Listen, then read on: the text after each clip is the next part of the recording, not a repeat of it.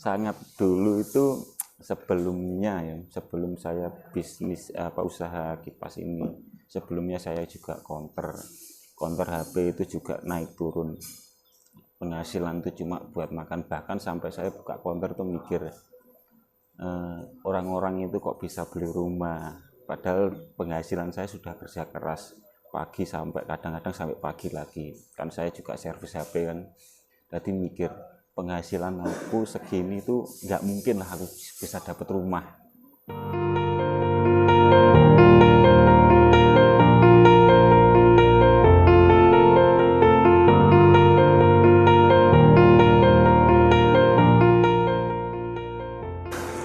Assalamualaikum warahmatullahi wabarakatuh. Nama saya Berjo Suntoro.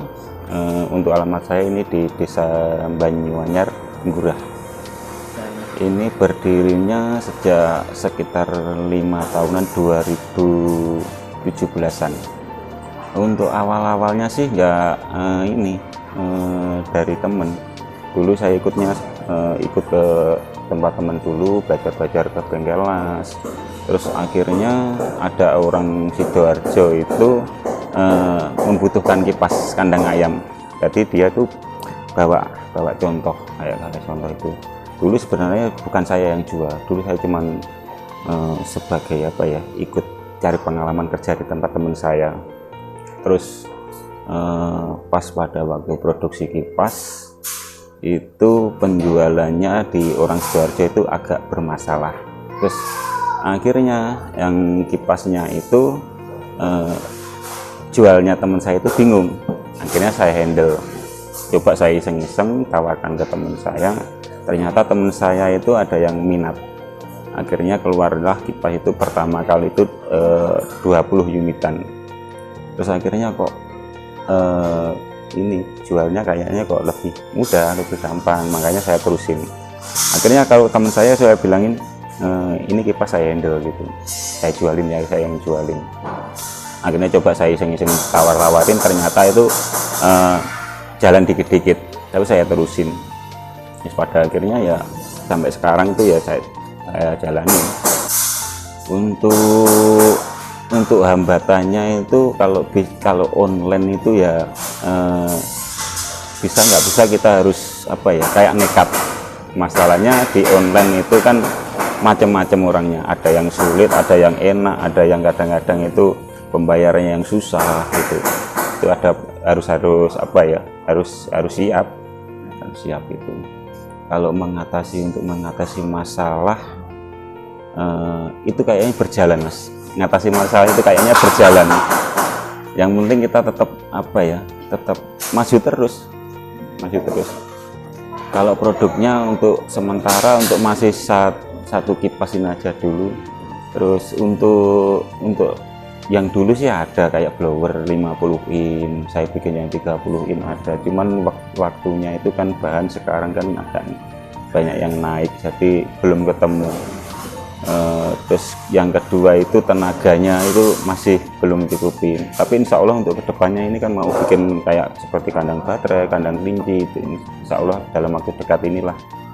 Untuk karyawannya yang tetap tuh 5, untuk karyawannya tetap 5. Kalau untuk kipas ini sebenarnya untuk semua peternakan tuh membutuhkan kipas sebenarnya. Masalahnya buat apa? Peternakan itu ya dibutuhkan utama kan sirkulasi udaranya. Jadi untuk kipas ini untuk semua peternakan, terutama ke ayam. Terus yang akhir ini kan ke sapi, itu sapi perah itu untuk untuk menambah produksi susunya lah kalau sapi. Kalau untuk ayam kan untuk bau amoniaknya pengaruh lah. Kalau untuk penjualan sih namanya jual beli itu nggak mesti lah. Kalau berjualan itu nggak mesti, belum bisa ngitung kalau berjualan itu. Yang penting setiap minggu tuh pasti ada lah, seminggu sekali. Kalau pasarnya udah seluruh Indonesia. Kalau pasarnya yang paling saya itu Jayapura ada, Aceh ada. Itu kebanyakan itu dari Jawa Tengah, Jawa Barat itu banyak. Kalau untuk pengenalan sih kan zamannya sekarang kan zaman sosmed. Jadi ada grup FB, di grup-grup itu lewat Shopee ada. Soalnya resellernya kan juga banyak yang ikut. Jadi ada yang masuk ke Shopee, ada yang masuk itu. Jadi sekarang itu saya lebih apa ya, lebih ke ini, fokus ke produksi, bukan untuk berjualan. Sekarang teman-teman yang jualan, bantu jualan jadi reseller lah intinya. Kalau resellernya di total itu sekitar banyak sih Mas, kalau 10-an lebih kayaknya. Lebih. Jadi per wilayah lah, minta wilayah sana ada. Kalau persaingan sih banyak Mas, namanya usaha itu kan pasti ada lah ketemu. Kita mencari usaha apa aja, kalau sudah terjun itu pasti ketemu banyak sama pesaing, pasti itu. Kalau punya saya itu yang diminati itu terutama itu kan, kalau yang bikinan home industry seperti saya ini kan, yang kebanyakan kipas ayam seperti ini, rakitan seperti ini, kebanyakan itu pakainya yang di tempat lain itu pakainya ada yang pakai toneser, cuman jahit tangan aja masuk, lebar-lebar lubangnya. Kalau punya saya kan banyak sudah pakai spiral, ini jadi persaingan seperti itu. Kalau bahan-bahannya sih saya semuanya pakai besi, seperti kawat galvanis, terus pakai rujinya pakai betoneser, itu lingkarannya juga pakai betoneser. Kalau untuk penyangganya pakai pipa, semua pakai pipa, semua besi lah, cuman aluminiumnya aja yang pakai, galing-balingnya pakai alumini. Kalau ilmunya saya tuh otodidak Mas, otodidak. Makanya saya dari pengalaman dari teman saya itu, dulu ada teman saya, teman baik sih, cuman ya dulu yang dia yang produksi, saya yang jualin gitu. Kalau sekarang kan udah yang namanya sudah sama-sama keluarga, akhirnya ya bisa nggak bisa harus berdiri sendiri lah. Ya kalau awalnya pasti semuanya kan butuh proses Mas. Bikin baling-baling aja susah dulu. Baling-baling itu nggak langsung begitu bikin langsung jadi. Jadi kadang-kadang tebelnya kalau apa seperti apa namanya ini, balansenya kalau sedikit miring aja dia getar, rangkanya itu getar, makanya bikin lagi. Terus tebelnya juga, kalau terlalu tebel anginnya juga nggak terlalu kuat, kan berat soalnya, jadi mesinnya ampernya jadi naik. Terus kayak jadi cari-cari yang pas, tebelnya itu juga cari yang pas. Kalau pasnya ini terakhir 1 mili, ya udah, kalau anginnya dicek sudah, baru tinggal ini kelengkungannya. Kalau terlalu melengkung juga nggak bisa, anginnya nggak bisa keras, kayak bisa kenceng.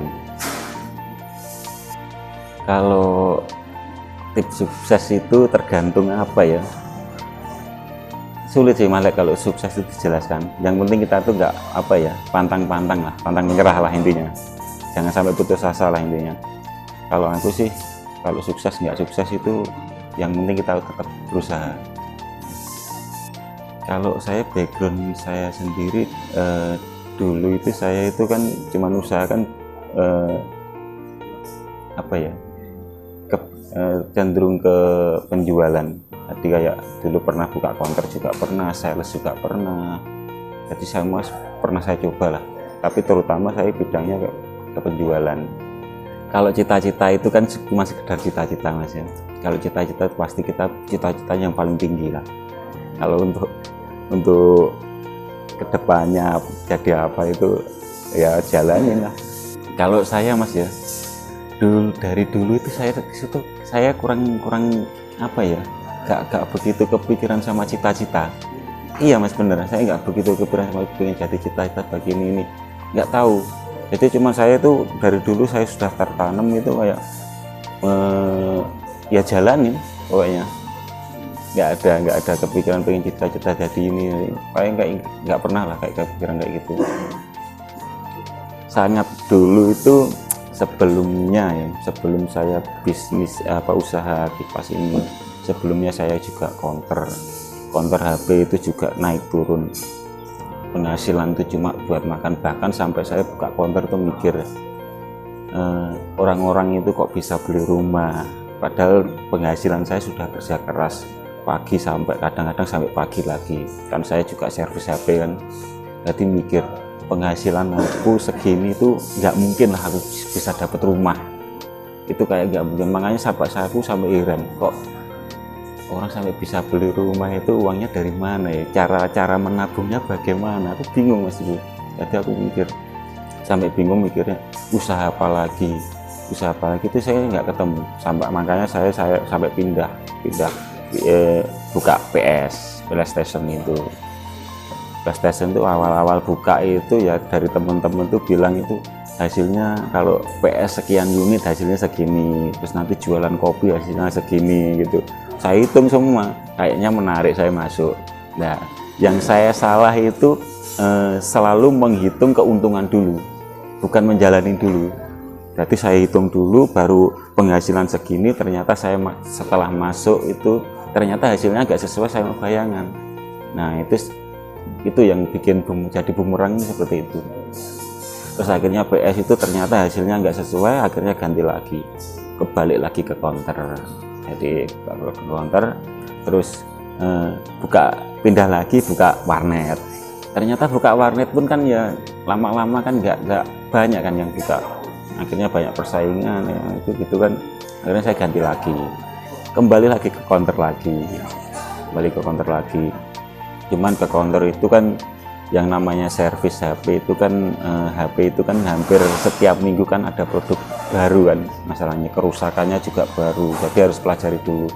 Akhirnya saya cari-cari celah lagi supaya dapat usaha lain. Akhirnya saya ketemu sama teman saya, dia itu peternak ayam. Padahal saya sama kotorannya tuh jijik Mas, sama kotoran itu jijik banget tau. Cuman aku nekat ke kandang ayam teman saya itu, lihat di usia anak ayam itu yang kecil-kecil itu kok kayaknya nggak bau. Aku seneng, aku pengen melajari lah, pengen ternak ayam lah. Akhirnya aku nekat ternak ayam di tempat istri saya, bangun kandang ayam. Akhirnya terjun aku ternak ayam. Ternyata setelah ternak ayam itu saya nggak mendapatkan hasil apa-apa, ternyata di situ mendapatkan hasil apa-apa. Akhirnya saya pelajari kok yang jual ayam itu rata-rata kok dia hafal dengan berat ayamnya, padahal dia nggak pakai timbangan, tangannya sekian, ini bobot sekian, ini bobot sekian kok. Akhirnya saya pelajari Mas, tak pelajarin saya pakai timbangan, tak pelajarin terus. Saya pegang ayam kayak gini kan, saya gantung, saya gini, saya kira-kira, oh ini bobot beri, saya timbang, ini bobot segini saya timbang gitu. Akhirnya setelah saya melajari bisa, akhirnya saya nekat jualan ayam. Jadi aku nekat jualan ayam, saya keliling cari-cari tempat penyembelihan ayam. Alhamdulillah akhirnya aku dapat dari di Sidoarjo itu, orangnya juga masih baru, cuman ya dia juga RPA kecil lah intinya, penyembelihan ayam kecil untuk melayani restoran. Akhirnya aku ke sana, ngobrol-ngobrol sama orangnya, akhirnya suruh ini kirim ayamnya itu. Akhirnya saya nekat kirim ayam, dan kendaraan pun saya masih nyewa Mas, padahal saya juga modal aja belum punya Mas, modal saya pinjam Mas. Sampai tempat ayamnya aku minta tolong sama teman saya, itu saya suruh bikinkan, itu juga masih ngutang juga itu. Jadi kendaraan udah buat beli ayam, buat pula itu saya ngutang, buat geronjongnya ayam, buat tempat ayam itu buat kirim itu juga ngutang, mobilnya itu kendaraan saya juga pinjam. Tapi aku nekat Mas. Akhirnya sampai di perjalanan itu saya mikir Mas, ternyata jualan ayam itu satu juga sangat capek sekali kan, capek banget kan. Masalahnya berangkatnya kadang jam 5, pulangnya tetap pagi, hampir setiap hari. Itu belum capeknya, belum hasilnya. Kadang-kadang kotoran ayam itu kan, bawa ayam itu kan, makanya kok selalu kenceng, cepat-cepat sampai. Ternyata kotoran ayam itu pengaruhnya besar. Masalahnya dia bobotnya menyusut kan ayam itu, kerugiannya kan penyusutan itu kan. Akhirnya aku mikir Mas, di jalan kok kayaknya terlalu berisiko kalau ayam itu di jalan itu. Hampir setiap hari itu aku kayak hidup di jalan kan, juga kayak apa ya, kayak balapan terus kan jalan. Makanya aku akhirnya mikir Mas, aku akhirnya berhenti, sering main ke tempat teman saya itu yang di bengkel itu. Akhirnya aku ikut di sana itu, saya cuman cari pengalaman lah, pengen belajar ngelas, pengen belajar itu. kalau masalah bayaran, masalah gaji saya pikir. Kalau dikasih ya saya terima, ya berarti sudah rezeki saya. Kalau nggak dikasih pun saya juga nggak minta gitu. Cuman teman saya orangnya baik banget mas, ya benar-benar apa ya, ya nolong lah intinya kondisi dengan saya seperti itu. Cuman sekarang sudah nggak sama dia, cuman dia merasa apa ya, merasa saya apa ya, saya khianati lah intinya, bahasa kasarnya saya khianati, padahal saya nggak ada maksud seperti itu. Cuman dianggap sekarang itu kayaknya sudah dianggap pesaing atau apa, tidak tahu saya. Cuman saya tetap masih menganggap dia teman, dia tetap nolong saya lah intinya. Makanya akhirnya itu bikin kipas itu kan, makanya akhirnya pisahnya ya juga pas ini mulai kipas sudah mulai jalan ini, akhirnya pisah itu. Kalau anggap tanggapan keluarga kayak istri itu, kalau semua sih terserah saya, yang penting barokah, yang penting kita kerja jujur, itu aja. Kalau teman-teman sih tetap dukung semua sih. Kalau usaha saya ke depan ini ya itu tadi mas, untuk kedepannya saya tetap mengembangkan usaha saya ini, mungkin saya nambahin kayak produksi yang lain gitu. Kalau masalahnya kalau bertahan di kipas, masalahnya kipas ini kan ya juga apa ya, semakin lama kan semakin banyak pesaing, itu satu. Yang kedua, ini kan juga kipas kan juga barang awet kan gitu.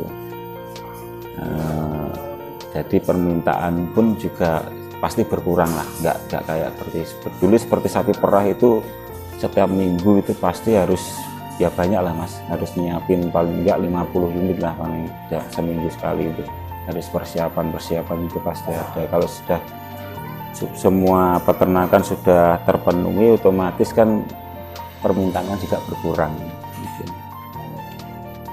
Kalau motivasinya untuk semua ini, kalau dari saya sih harus nekat intinya. Kalau mau usaha itu jangan menghitung keuntungannya dulu. Jadi intinya terjun dulu. Jadi sebelum mencari usaha itu kita kan usaha apa yang bagus, itu usaha apa enaknya kan gitu. Jadi kalau sudah ketemu ya jangan ngitung untungnya dulu, dijalani dulu. Terima kasih sudah menyaksikan pengalaman saya, mudah-mudahan bisa untuk menjadi inspirasi bagi pemuda zaman sekarang, mudah-mudahan bisa dimanfaat lah, mudah-mudahan bisa bermanfaat.